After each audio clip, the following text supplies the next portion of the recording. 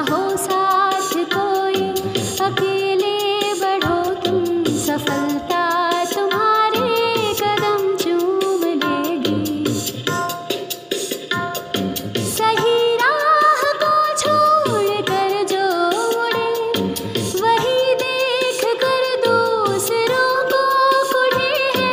बिना पंख तोले उड़े जो गगन में, न संबंध उनके गगन से जुड़े हैं। अगर बन सको तो पखेरु बनो तुम, प्रवरता तुम्हारे चरण चूम लेगी।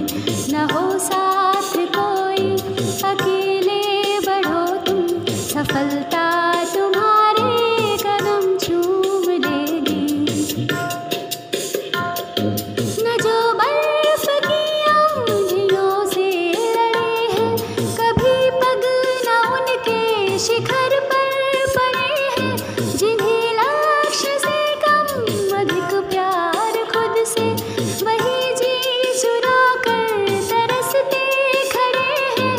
अगर जी सको तो जियो जूझ कर तुम, अमरता तुम्हारे चरण चूम लेगी।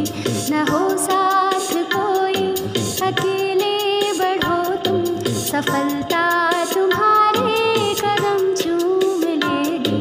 न हो साथ कोई, अकेले बढ़ो तुम, सफलता तुम्हारे कदम चूम लेगी। सफलता तुम्हारे कदम चूम लेगी। सफलता तुम्हारे कदम चूम लेगी। आज का सुविचार, thought of the day. Writing is good, thinking is better, cleverness is good, patience is better. लिखना अच्छा है, लेकिन विचार करना सर्वश्रेष्ठ है। चतुराई अच्छी है, लेकिन धैर्य सबसे अच्छा होता है। अर्थात बेशक आप व्यवहार कुशल और बुद्धिमान हैं, लेकिन कठिन परिस्थितियों में सोच विचार कर धैर्यपूर्वक किया गया कार्य ही सफल होता है। इसीलिए विचार करना सर्वश्रेष्ठ है और धैर्य रखना सबसे बेहतर होता है। धन्यवाद। Good morning students. आज का शब्द है कैलेंडर। स्पेलिंग देखते हैं, CALENDAR,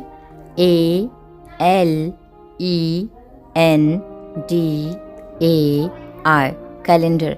कैलेंडर का हिंदी अर्थ होता है पंचांग अथवा दिनदर्शिका। चलो इस वर्ड को हम सेंटेंसेस में देखते हैं। He fastened the calendar to a wall. उसने कैलेंडर को एक दीवार पर बांध दिया। अगला सेंटेंस है, do you have next years calendar? क्या आपके पास अगले साल का कैलेंडर है? ओके बच्चों, थैंक यू। नमस्कार। आज की पहेली है जवाब दो। दोनों सवालों का एक ही उत्तर है। समोसा क्यों नहीं खाया? जूता क्यों नहीं पहना? सोचिए, विचार कीजिए, फिर उत्तर दीजिए। जवाब है क्योंकि तला नहीं था। धन्यवाद। सुप्रभात। हिस्ट्री ऑफ द डे के साथ उपस्थित हूँ। कोलकाता और ढाका के बीच पहली विमान सेवा की शुरुआत आज ही के दिन 1 दिसंबर 1933 से प्रारंभ हुई। सन 1988 से आज के दिन विश्व एड्स दिवस मनाने की शुरुआत हुई। Thank you. सुप्रभात बच्चों। आज का विशेष कुछ इस प्रकार है। सीमा सुरक्षा बल, इसे बॉर्डर सिक्योरिटी फोर्स या BSF भी कहते हैं। यह भारत एवं विश्व का सबसे बड़ा रक्षक बल है, जिसका गठन आज ही के दिन 1 दिसंबर सन 1965 में हुआ था। इसकी जिम्मेदारी शांति के समय के दौरान भारत के अंतर्राष्ट्रीय सीमाओं पर निरंतर निगरानी रखना, भारत भूमि सीमा की रक्षा करना और अंतर्राष्ट्रीय अपराध को रोकना है।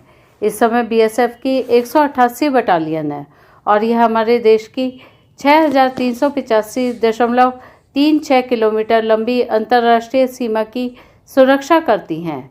यह विश्व के सबसे ऊंचे सीमा युद्ध क्षेत्र सियाचिन की रक्षा करते हैं, जो कि समुद्र तल से 5753 मीटर ऊपर है। धन्यवाद। सुप्रभात। प्रस्तुत है आज की प्रश्नोत्तरी। आज की प्रश्नोत्तरी का पहला प्रश्न, भारत का पेरिस किसे कहते हैं? इसका उत्तर है जयपुर। प्रश्न 2, भारत का गुलाबी शहर किसे कहते हैं? इसका उत्तर है जयपुर। प्रश्न 3, भारत में गुलाबों का शहर किसे कहते हैं? इसका उत्तर है चंडीगढ़। प्रश्न 4, पिरामिडों का देश किसे कहते हैं? इसका उत्तर है मिस्र। प्रश्न 5, भारत में अंडों की टोकरी किसे कहते हैं? इसका उत्तर है आंध्र प्रदेश। धन्यवाद। सुप्रभात बच्चों, आज मैं आपके लिए लाई हूँ बाल गीत जिसका शीर्षक है पतंग। तो गाओ मेरे साथ। सर सर सर सर उड़ी पतंग, फर फर फर फर उड़ी पतंग, इसको काटा उसको काटा, खूब लगाया सैर सपाटा, उड़ते उड़ते उड़ी पतंग, अररररा देखो कटी पतंग, सर सर सर सर उड़ी पतंग, फर फर फर फर उड़ी पतंग। मजेदार है ना? तो गाओ फिर से। सर सर सर सर उड़ी पतंग, फर फर फर फर उड़ी पतंग, इसको काटा उसको काटा, खूब लगाया सैर सपाटा, उड़ते उड़ते उड़ी पतंग, अररररा देखो कटी पतंग, सर सर उड़ी पतंग, फर फर फर फर उड़ी पतंग। धन्यवाद। नमस्कार। शुरू करते हैं आज की कहानी। आज की कहानी है ब्रह्मा जी के थैले। इस संसार को बनाने वाले ब्रह्मा जी ने एक बार मनुष्य को अपने पास बुलाकर पूछा, तुम क्या चाहते हो? मनुष्य ने कहा, मैं उन्नति करना चाहता हूँ, सुख शांति चाहता हूँ और चाहता हूँ कि सब लोग मेरी प्रशंसा करें। ब्रह्मा जी ने मनुष्य के सामने 2 थैले रख दिए। वे बोले, इन थैलों को ले लो। इनमें से एक थैले में तुम्हारे पड़ोसी की बुराई भरी हुई है, उसे अपनी पीठ पर लाद लो और उसे कभी भी खोलकर मत देखना। और दूसरे थैले में तुम्हारे दोष भरे हैं, इसे तुम बार बार खोलकर देखते रहना और अपने हाथ में आगे लटका लेना। मनुष्य ने दोनों थैले उठा लिए, लेकिन उससे एक भूल हो गई। उसने अपने बुराइयों का थैला पीठ पर लाद लिया और उसका मुंह कसकर बांध दिया, और पड़ोसियों का बुराइयों का थैला अपने हाथ में लटकाकर बार बार खोलकर देखने लगा और दूसरों को भी दिखाने लगा। इससे उसने जो वरदान मांगे थे वे भी उल्टे हो गए। वह अवनति करने लगा, उसे दुख और अशांति मिलने लगी। कुछ ऐसा ही हमारे जीवन में होता है जब हम अपनी बुराइयों पर ध्यान देने की बजाय दूसरों की गलतियों को ही देखते हैं। इससे हमारी खुद की बुराइयों पर तो पर्दा पड़ जाता है, लेकिन इससे हमारी बुराइयां खत्म नहीं होती। लेकिन जब हम अपनी बुराइयों को देखने लगते हैं और उन्हें दूर करने का प्रयास करते हैं तो हम धीरे धीरे बेहतर बनते जाते हैं। अब आपको यह करना है कि अपने पड़ोसी और परिचितों की बुराइयों को देखना बंद करें और अपनी बुराइयों पर सदा नजर रखें। धन्यवाद।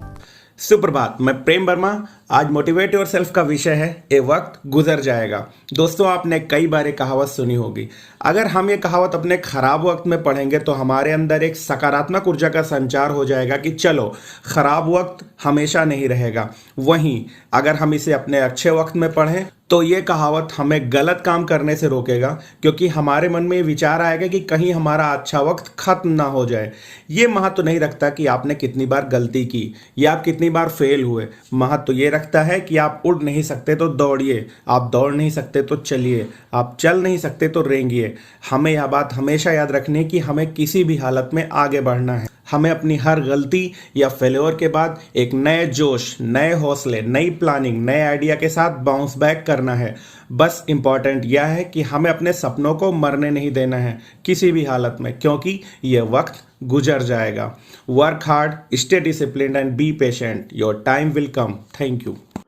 नमस्कार साथियों, आप सुन रहे हैं संजीव शर्मा को और आज हम बात करने वाले हैं प्रेरणा सूची के कक्षा 3 के गणित विषय को लेकर कक्षा शिक्षण में किस प्रकार की गतिविधि हम करा सकते हैं। हमारा आज का एलो कोड है M314, जिसमें हम आंकड़ों को टेली मार्क्स यानी टेली चिन्हों अथवा चित्रों के द्वारा कैसे हम प्रस्तुत कर सकते हैं, यह सिखाने की बात हम करेंगे।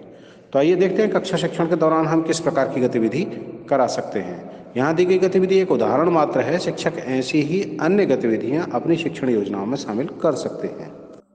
साथियों, आप सभी जानते हैं कि जब हम सामान्य भाषा से अलग हटते हुए कुछ चिन्हों के माध्यम से अपनी बात कहते हैं अथवा प्रस्तुत करते हैं, उन्हीं को हम टेली मार्क्स या टेली चिन्ह कहते हैं।